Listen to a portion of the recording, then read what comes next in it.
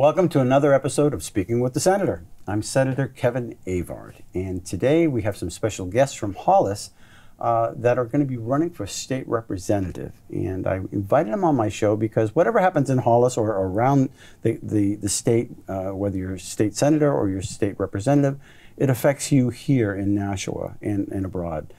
So I invited them, and I wanted to talk about a few specific subjects that, you know, it's on everybody's mind. When we're knocking doors and we're hearing from folks, these are some of the main topics that they're talking about, and I just wanted to just talk to the state representatives who are running. So with that, I'm going to introduce Jack Flanagan. Some of you may know Jack. He's been around the block a few while, a majority leader in the House. Yeah. Sue Hamola, and Sue, you've been a state representative. Liz, I'm not sure if you've been a state rep, but you've been around for a while. Been around for a while, not been a rep. And you have a cooking show, or a cooking, you teach people how to... I've been doing that professionally for about 24 years, yeah. And she's a good cook. So with that, I want to welcome you all. So Sue Mola, Liz Barber, and Jack Flanagan, and Kevin Avard. And so, you know, one of the things that I think I'm hearing a lot of, both positive and negative, we're hearing from the who is it? ACLU. ACLU, that, you know, we don't have a problem with the border in New Hampshire. And that's just not the truth. They say a lot of things. They say a lot of things. So are you hearing anything from when you're knocking doors or when you're talking to people about the border at all, Sue? I will say that it's a top concern for a lot of people. Okay. A lot of people actually aren't aware of how much drugs are coming through. For instance, just fentanyl alone, right? So in 2022, we've seized enough fentanyl to kill every American. Right. And when you look at opioid deaths, you know, opioid deaths, we have approximately every 10 days, we have the equivalent of a 9/11 number of people who die for opioid addiction or opioid overdose. It's affected many families. It's affected many families in New Hampshire. It's affected my family personally. And it has actually affected a lot of Hollis constituents. I've met through the process of, while I was a state rep, met quite a few Hollis families who've had family members have been, you know, touched by this tragedy. So the border is a very huge concern. Drugs are just one part of those. Yeah. Yes. Jack, we heard a little bit about that last night at the Brookline Greenville meeting there. Yeah, you know, the funny thing about it, though, is that sort of like foreign policy on a national scale, until the tanks are driving down your driveway, people don't notice it. And, you know, it's at the border, it's someplace else. And, you know, we do see it on television, especially at the southern border. But people, I think in the state, have sort of taken it for granted that we don't have that problem, a la ACLU. But it's there. I think the number from New Hampshire, Vermont, and New York, the numbers are like 20 to 30,000 people have come over the border. Right. Liz, I'm not sure if I mentioned this to you, but I know that like 5 of us senators went up to Pittsburgh this year. And we talked with Border Security and local police and some local residents. 7,000 illegals from the time that we were there, since October, crossed the border illegally from 70 different countries. Right. It's amazing because we don't think of it. We always think of the southern border. Right. But this is wide open. And so we need to, you know, people need to be aware that that is going to trickle right down. Where are we? We are in right outside of Nashua, one of the largest cities in New Hampshire. And, you know, the fentanyl deaths are affecting every family because a lot of this is in recreational, you know, drugs, or even, you know, young kids who they're studying for an exam and their friend says, hey, I got something, it'll just kind of keep you awake. There's no intention to do drugs. Right. Right. So it's completely accidental. Adderall. Yeah, and it's the silent killer of our young people. It's a poisoning. Yeah. And you're hearing that they're coming from Lawrence and going up Route 13 or 93. So that's in between both Hollis, Brookline, Mason. Yep. And they're either coming from up north or from Lawrence area. So it is a very big concern. But it's more than just the drugs. So we've seen recently on Channel 7 in Boston that their per capita, they have more homeless than in the country. because they're a sanctuary city. So recently we also saw that at the airport they were housing as many as hundreds, thousands if possible. If I heard This is correctly. Massachusetts. It's in Massachusetts. Yeah, okay. But they're a sanctuary city. And so we've all seen the movie. If you build it, They'll come. they'll come. Yep. So if you're a sanctuary city state, they'll come. Now, what happens when you create a sanctuary city, whether it's a welcoming city in Nashua or Manchester?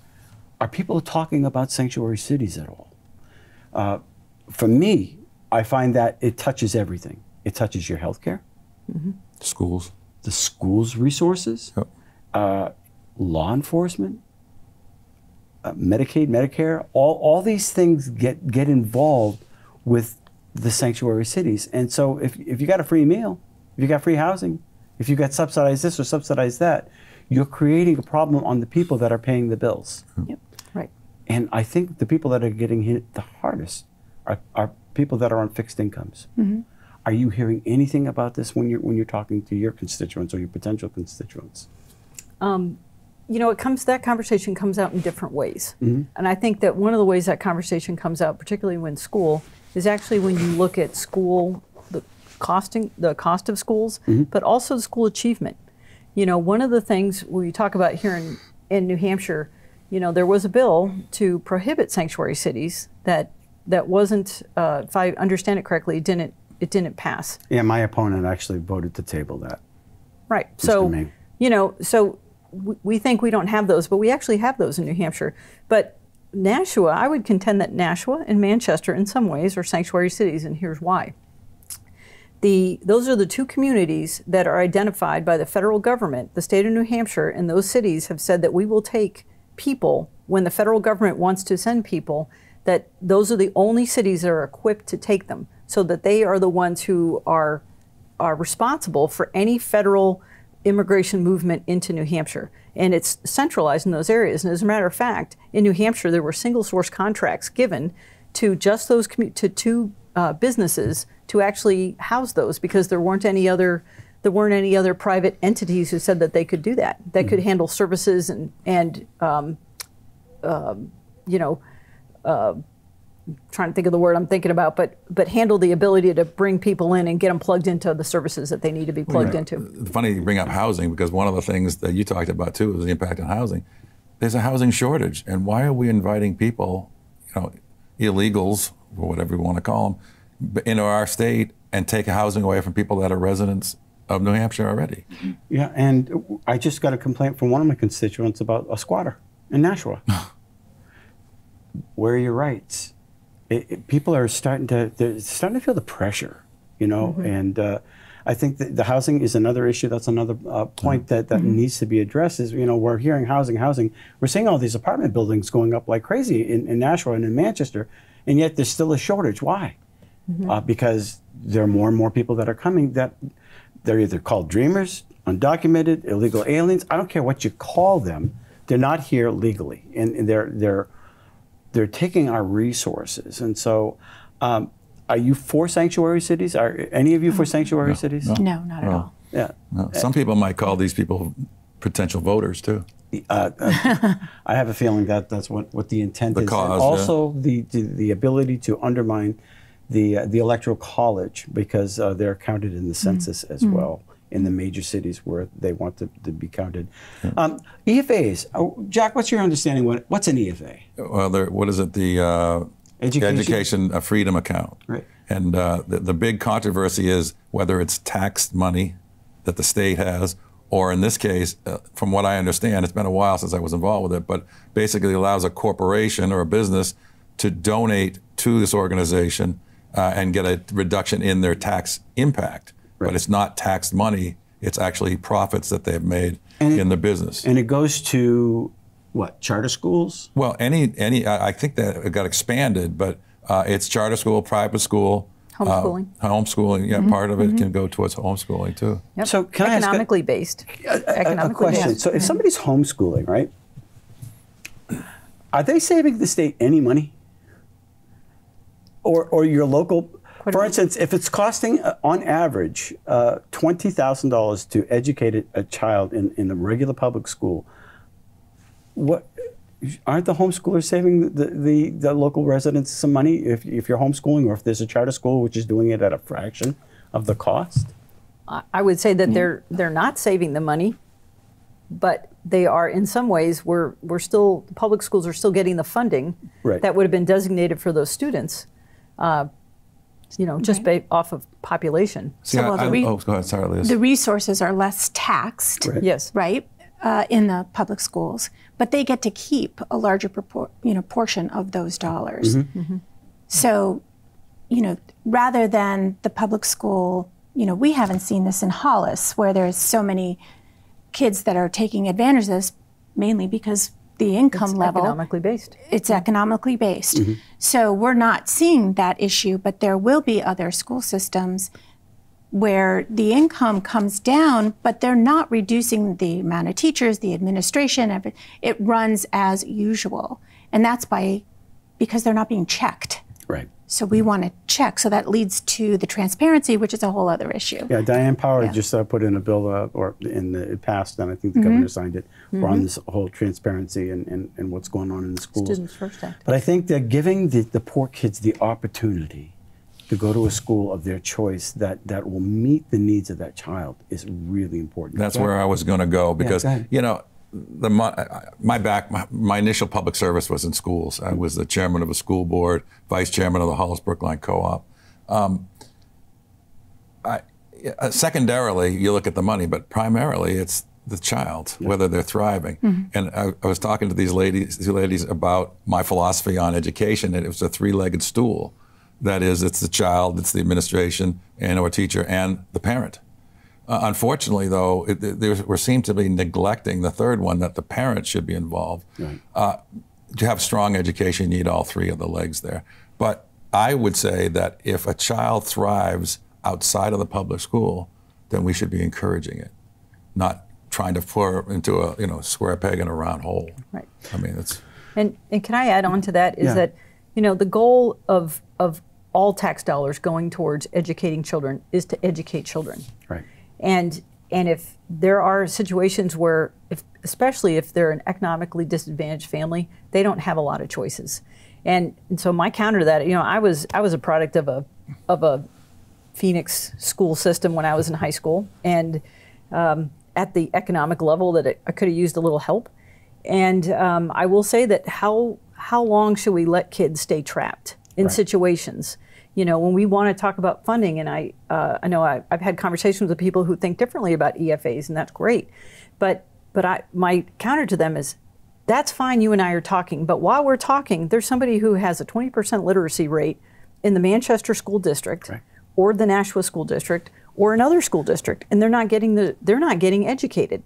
So this problem is now. Like, we are graduating students every year with every year students are stuck in a system that may not work for them. Math, I was in Washington, not to sound verbose, but I was invited to a seminar down in Washington, D.C., and part of it was you could meet with different people, and I met Arnie Duncan, who used to be the education secretary, and I was complaining about Common Core, and he goes, well, where are you from? And I said, New Hampshire. He goes, well, and he knew the levels of proficiency in math. And it just was like, okay, I couldn't argue with him when he had the facts that, 90% of our kids are not proficient in math. Right. Not that I think Common Core is the answer, but I'm just saying is, we got some problems in public schools, and it's needs to be addressed. And I think school choice is one of the issues that we need to make sure that we protect for the kids that can't get out of it and whose parents are not able to lift them out of that. Liz, you're running for a state rep. What do you want to bring to the table? Well, I have been working, most of my adult life while living in Hollis on community as a volunteer in community projects. And so when you're doing that and you're working, Hollis is, in fact, most of New Hampshire is based, we pay for things through the volunteerism of our community members. We're really fortunate, and we have a lot of incredibly smart people. But you need to put the right person in the right job, find what works for each individual to make that work so that you're accomplishing the goals that each committee is setting. So I am definitely someone who is a good listener, and I,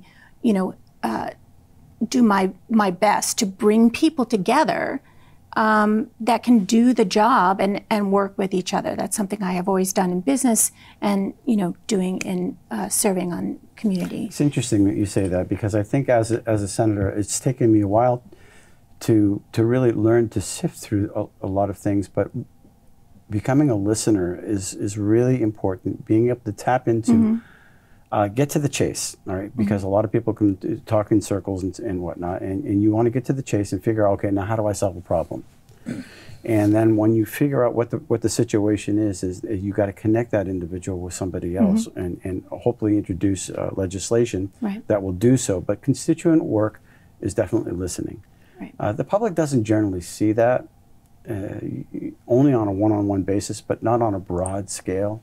And it takes time for you to learn how to do that. But I think both as you both have been state reps, that is one of the things that you really pick up from the job. And you tapped in another thing, is volunteer. I hate the thing when they call us politicians. I do too, Kevin. We're not politicians. We don't get paid the $50, $90, $70, $120,000 a year. We get that $100. And we're not a doormat either. We're not a doormat. We love our state. We love to represent you, and it does take time. And sometimes we have to come up with votes that we're not always happy with. You're not given a good choice sometimes. It's what's a good choice isn't always the best. Or the process too is not, if I may. The process. The public doesn't realize if there's a motion to reconsider, or what ITL is, or the way that the bill is presented. You have to do one thing before the other, and it looks like you've done something wrong, and they'll accuse you of doing something wrong, until you explain it to them how it really has to transition through its process. And then you get things like this in the mail. This is a mailer that I received today, and it's about Senator Morrison. He's running for governor. And I'm kind of offended by this in that, because it's not true.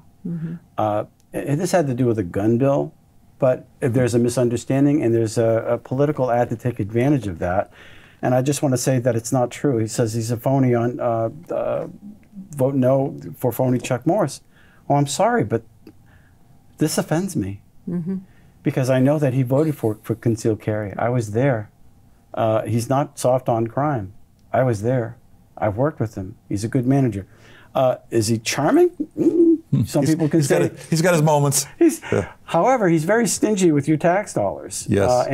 That's something that you want. And he's a hardworking individual. And I just find that when these ads come out, it's easy to misinterpret if you're not following closely. Right. One of the beautiful things that's happening right now is that every committee hearing is on YouTube. Yep. And every Senate hearing, so that you can look at yourself. So what are you going to bring to the table? I mean, you've served before. You're back at it again, and I want to let everybody know that Sue Hamola has been on the front lines on many issues, and it's got my ear all the time on whether it's the marijuana bills or just the number of bills. But she does her homework. Thank you. You do your homework, and you check my spelling. Somebody else has to check mine.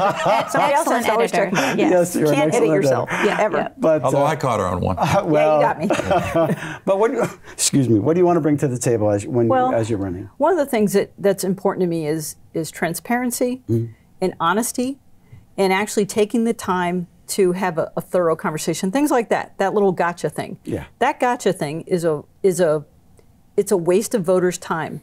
And in some ways, honestly, we can't have the discussions we need to have because of noise. Right. And one of the things that I like bringing to the table is trying to reduce the amount of noise, bringing it back down to what is whatever the issue is, what's the bill say? What does the law say? What are the unintended consequences? A thoughtful reading of things. Right.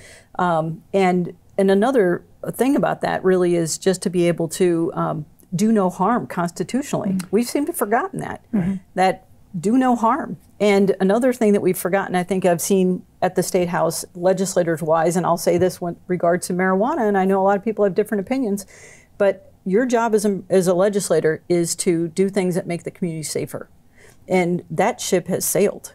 And so what I always try to bring to the table is making sure something's rooted constitutionally, but also making sure that we're not just chasing our tails on stuff that has no public gain and is only done for money. Right, and it benefits a few, not the whole. You know, a lot of people are pushing out, you know, all the benefits. You know, we're going to get this kind of money and this and that and this and that, but nobody's talking about the negatives. Well, can I talk to you about the money? Sure. Actually, I did an analysis of all the states who legalized, sure you have. and of all the states that have legalized it recreationally, the revenue that they get from that amounts to less than 1% of their state budgets.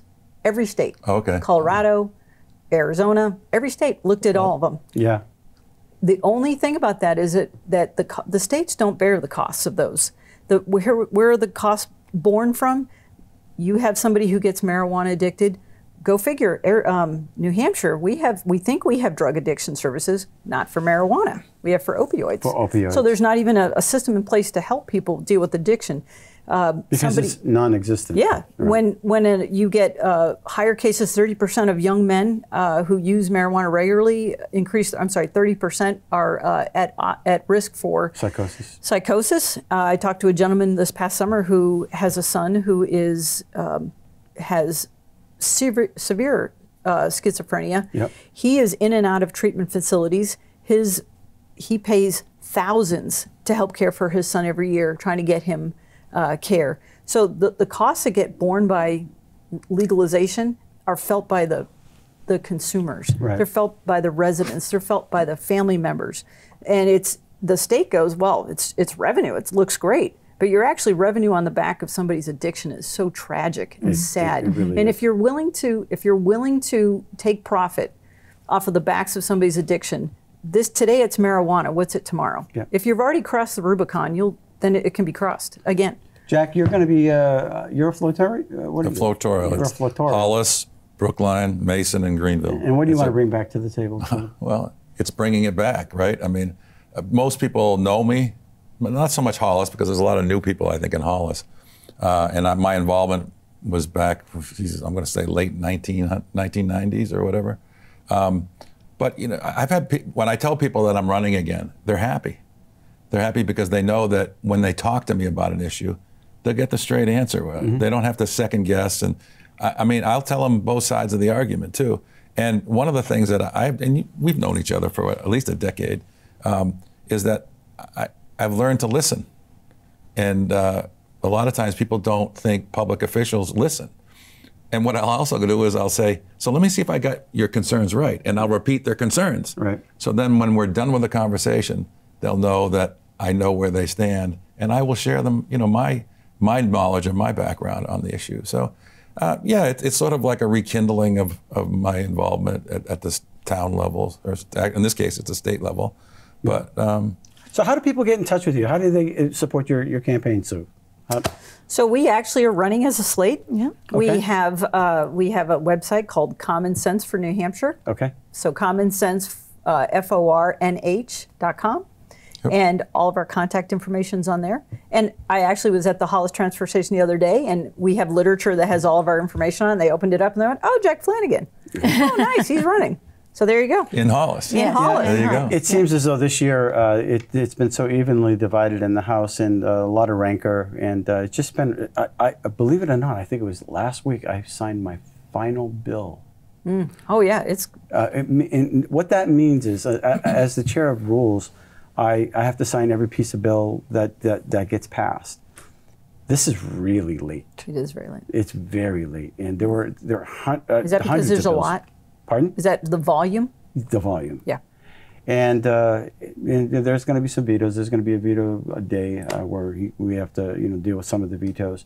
But it's been a really interesting year. But we kind of need to, can we all just get along? What you need is stronger majorities in the House. You need stronger majorities, but we also need people to actually treat people like people. I know. It's getting to the point where well, if you're on the other side, I'm not talking to you. If somebody came up to me not too long ago and they said, why'd you talk with the enemy? Yeah. It's like, what? Yeah, I saw you talking with a Democrat. Yeah. Oh dear, oh my gosh, you can't, they're human beings first. We're human beings first, and you can't lose sight of that. If you lose sight of that, and if you think you're God's gift, don't even run. And that's, you do have to listen to all sides and treat people equally. And I think Well, those conversations have to happen across party lines, or they're, the other side is only going to be listening to one way of thinking. And so, you so have to when I carry see that. you at Market Basket, right? You go to Market Basket. Yes, I go to all Market the time. I'm walking through the aisles, and all of a sudden somebody will come up, Senator Weaver. Yeah. Or actually, I was in one of the aisles yesterday, and a gentleman came up to me and says, "Hey, Steve?" I said, "Close enough, close enough, close enough." And it was really nice though that they stopped and they feel as though they could talk to you. Yeah. And they actually he watches the show, but that's our community, and we want to be able to people to not. We don't want them to doing this. We want them to come up and say hi. But you know what the trouble is, Kevin? Is in the years ago, like when you started, 2010? And that's when I started. The differences between Republicans and Democrats were in small issue items, right? There weren't a whole, but now we're seeing like banning the internal combustion engine. Someone wanted to tax churches. I mean, and the biological changes on kids without parents knowing, and not informing parents. I mean, go back to my three-legged stool, right? I mean, I'm envisioning schools failing because of it. But the point I guess I'm trying to say is that it used to be that we could get along much better. Hopefully, when we get there, the three of us will be able to work, with them and share some of our insight. Four of us. Yeah, well, he's on the other side of the wall. Categories. He's on the other side of the wall. So thank you for watching Speaking with the Senator, and we hope that you can support the candidates. And if you have questions, obviously, what's the website again? commonsense4nh.com. commonsense4nh.com. So until then, thanks for watching Speaking with the Senator. And thank you all for coming on the show. Thank you, Kevin. Thank Thanks you for having us. Thanks so much.